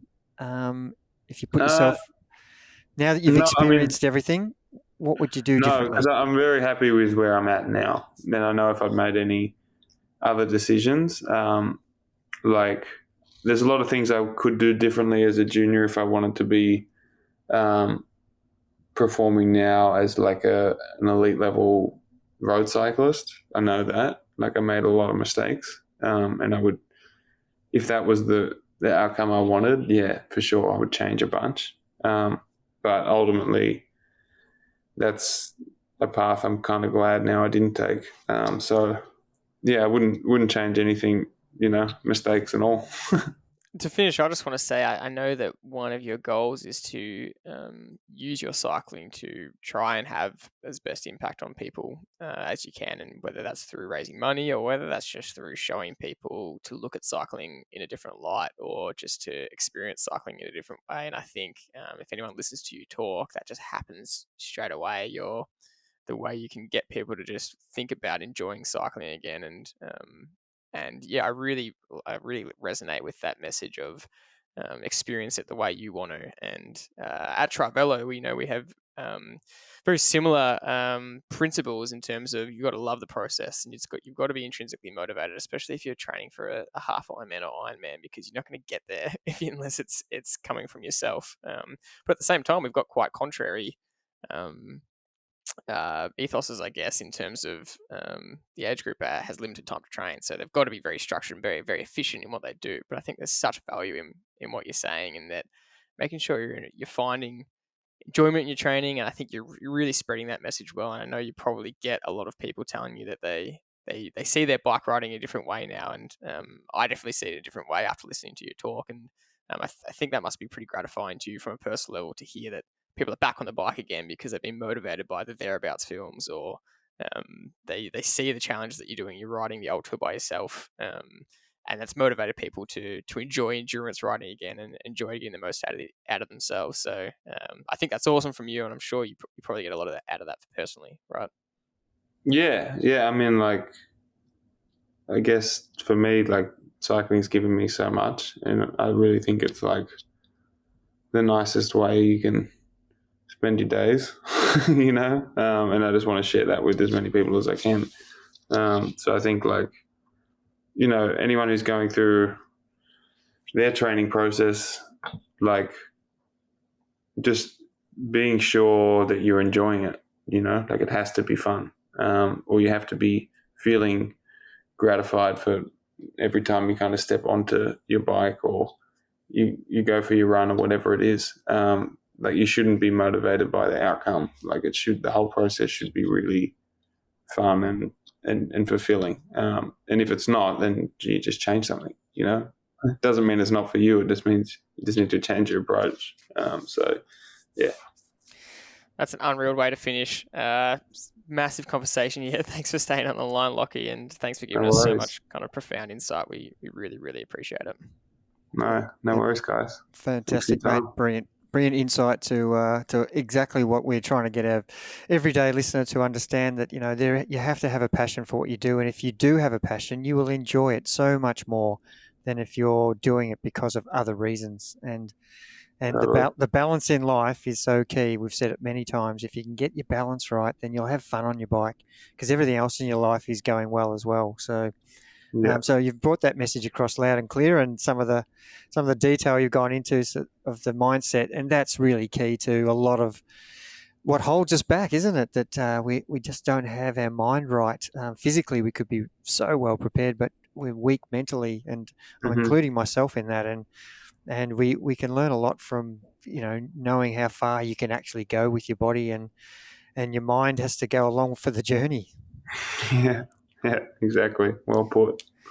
That's it for this episode. Thanks everyone for listening. As always, we hope you got a lot out of it, and we'll see you on the next one.